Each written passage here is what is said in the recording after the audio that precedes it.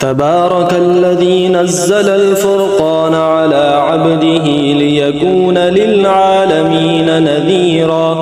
الذي له ملك السماوات والأرض ولم يتخذ ولدا ولم يكن له شريك في الملك وخلق كل شيء فقدره تقديرا واتخذوا من دونه آلهة لا يخلقون شيئا وهم يخلقون ولا يملكون لأنفسهم ضرا ولا نفعا ولا يملكون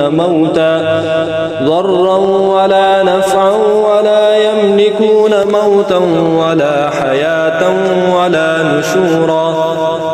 وقال الذين كفروا إن هذا إلا إفك افتراه وأعانه عليه قوم آخرون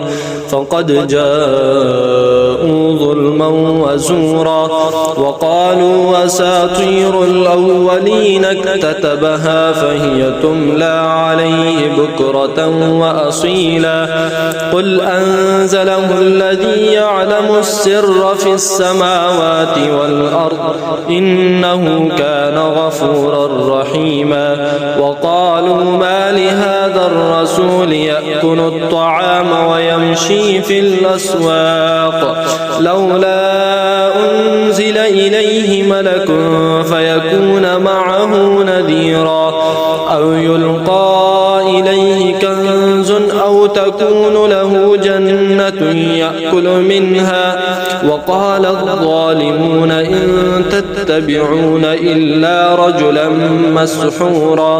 انظر كيف ضربوا لك الأمثال فضلوا فلا يستطيعون سبيلا تبارك الذي إن شاء جعل لك خيرا من ذلك جنات تجري من تحتها الأنهار ويجعل لك قصورا بل كذبوا بالساعة وأعتدنا لمن كذب بالساعة سعيرا إذا رأتهم من مكان بعيد سمعوا لها تغيظا وزفيرا وإذا ألقوا منها مكانا ضيقا مقرنين دعوا هنالك ثبورا لا تدعوا اليوم ثبورا واحدا وادعوا ثبورا كثيرا قل أذلك خير أم جنة الخلد التي وعد المتقون كانت لهم جزاء ومصيرا لهم فيها ما يشاءون خالدين كان على ربك وعدا مسئولا ويوم يحشرهم وما يعبدون من دون الله فيقول أأنتم أضللتم عبادي هؤلاء أم هم ضلوا السبيل قالوا سبحانك ما كان ينبغي لنا أن نتخذ من دونك من أولياء ولكن متعتهم وآباءهم حتى نسوا الذكر وكانوا قوما بورا فقد كذبوكم بما تقولون فما تستطيعون صرفا ولا نصرا ومن يظلم منكم نذقه عذابا كبيرا وما أرسلنا قبلك من المرسلين إلا إنهم ليأكلون الطعام ويمشون في الأسواق وجعلنا بعضكم لبعض فتنة أتصبرون وكان ربك بصيرا وقال الذين لا يرجون لقاءنا لولا أنزل علينا الملائكة الآيات أو نرى ربنا لقد استكبروا في أنفسهم وعتوا عتوا كبيرا يوم يرون الملائكة لا بشرى يومئذ للمجرمين ويقولون حجرا محجورا وقدمنا إلى ما عملوا من عمل فجعلناه هباء منثورا أصحاب الجنة يومئذ خير مستقرا وأحسن مقيلا ويوم تشقق السماء بالغمام ونزل الملائكة تنزيلا الملك يومئذ الحق للرحمن وكان يوما على الكافرين عسيرا ويوم يعض الظالم على يديه يقول يا ليتني اتخذت مع الرسول سبيلا يا ويلتى ليتني لم أتخذ فلانا خليلا لقد أضلني عن الذكر بعد إذ جاءني وكان الشيطان للإنسان خذولا وقال الرسول يا رب إن قوم اتخذوا هذا القرآن مهجورا وكذلك جعلنا لكل نبي عدوا من المجرمين وكفى بربك هاديا ونصيرا وقال الذين كفروا لولا نزل عليه القرآن جملة واحدة كذلك لنثبت به فؤادك ورتلناه ترتيلا ولا يأتونك بمثل إلا جئناك بالحق وأحسن تفسيرا الذين يحشرون على وجوههم إلى جهنم أولئك شر مكانا وأضل سبيلا ولقد آتينا موسى الكتاب وجعلنا معه أخاه هارون وزيرا فقلنا اذهبا إلى القوم الذين كذبوا بآياتنا فدمرناهم تدميرا وقوم نوح لما كذبوا الرسل أغرقناهم وجعلناهم للناس آية وأعتدنا للظالمين عذابا أليما وعادا وثمود وأصحاب الرس